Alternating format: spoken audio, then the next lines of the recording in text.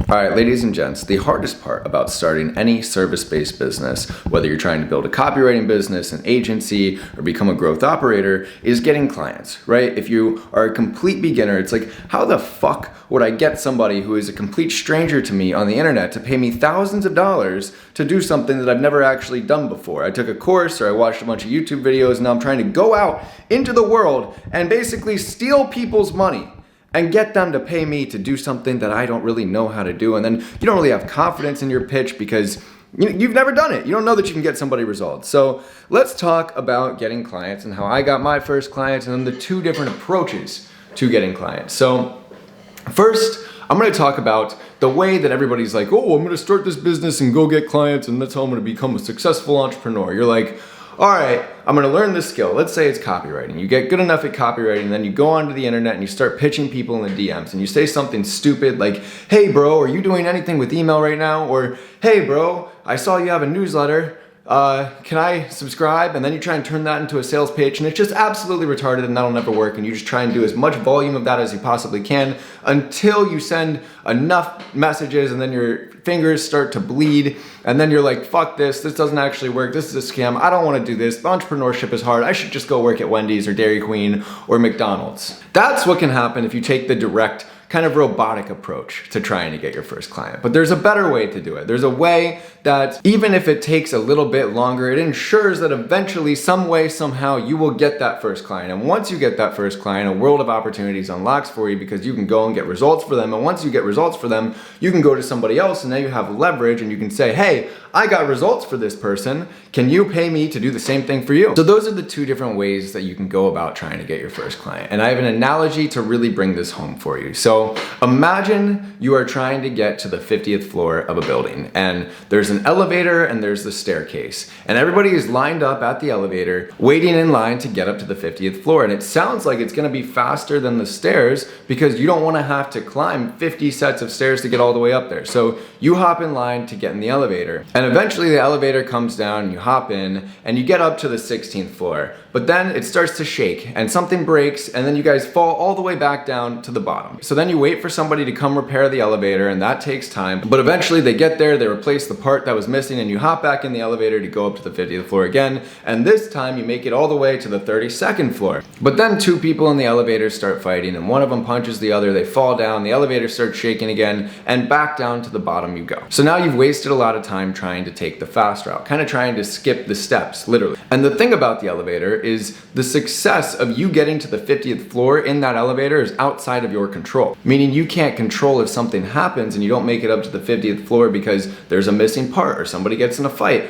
or for whatever reason, it just falls back down to the bottom and you have to start all over again. But the alternative route where you take the stairs, that's where everything is in your control. You can go step by step and it might take a little longer. It might look like it's gonna take a little longer, but you know that you have the power that as long as you keep climbing, as long as your legs keep moving, eventually you will reach the top floor. So in this analogy, the elevator is the direct approach to getting your first client. That is you just spamming DMs into the ether and praying and hoping that somebody says yes. But a lot of that comes down to luck. If you're just spamming outreach more and more and more, even though you're not really good as a service provider, even though you're not trying to change your pitch or change the angle or change what you say, you're just going pure volume, you kind of have to get lucky to get that first client. So let's talk about the alternative approach to getting your first client. It's where you actually put time into becoming proficient at the skill or the service that you're offering. You take the time to make yourself look like a normal human being on social media who actually knows what they're talking about. You start connecting with people that can help you out. You start posting content on the internet. You become somebody who is actually existing on the internet that other people may actually be interested in working with because you have some body of work. Even though you're a complete beginner, you optimize your profile, you're building your portfolio, you're doing everything that you can to kind of play the long game, to meet the right people, to eventually be in the right situation to where you can go and get that first client. So if I go back 4 years ago, I was trying to build my first marketing agency, working with local basketball trainers, running their lead gen ads for them and helping them convert more of those leads using Go High Level. My first objective was to figure out where they congregate online. So I was scouring the internet and then I found 2 Facebook groups that all of the basketball trainers were talking in. They were sharing different tips in these Facebook groups and just talking about how they can go and make more money and things that are working in their business.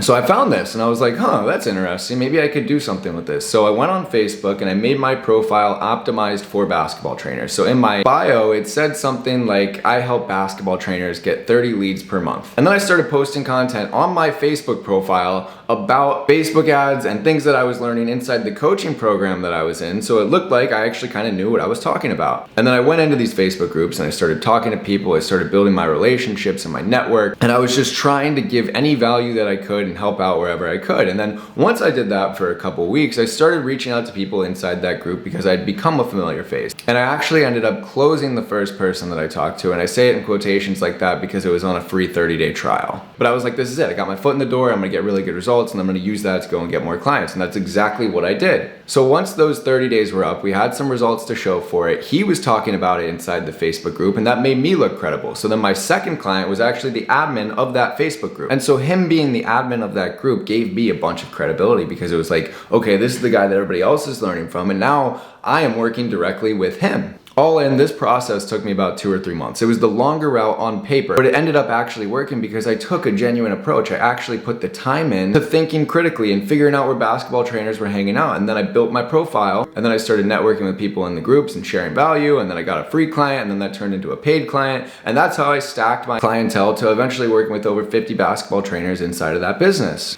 And while I was working with those guys, I started sharing a lot of that journey on Instagram. So I started making content about how to run ads as a basketball trainer, how to run a better business, and all of these different findings and insights that I was learning from them. So again, that just made me more credible. And what this did is it gave me leverage. So people started to recognize me in the basketball training space. And this is how I got my first info product clients who had tens of thousands of followers and were actually people that I used to watch.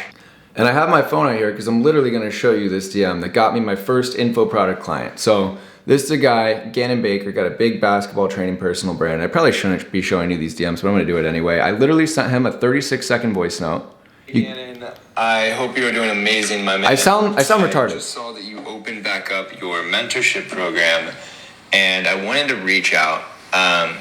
We work with basketball trainers and academy owners that want to expand some part of their I'm like talking mad slow. I really don't, that doesn't even sound good, but it still worked. And part of the reason that it worked was because if you go to my Instagram page here, this is my old basketball trainer marketing Instagram page. I was posting about basketball training and tips that could help them. And then my second client in the basketball training space was a guy named DJ Sackman. And the way I got that deal was I literally swiped up on his story and I said, yo bro, do you run any ads for your local training? He replied, not for local training, just our digital stuff. And then we were literally on a call like the next day. And that's how I ended up working with him. So again, this was the longer approach. It sounds like all of the stuff that I did is just gonna make it take longer, but in reality, it's the surefire way to eventually get your first client. That is the staircase. And if you're a complete beginner trying to get your first client, that is what you need to do. Be crafty and put time into skill acquisition and actually make yourself look like a real person on the internet, actually network with the right people and build genuine connections. And then eventually you will be in a position where clients are just coming to you, but you can't skip these steps. If you're trying to get in the elevator like everybody else,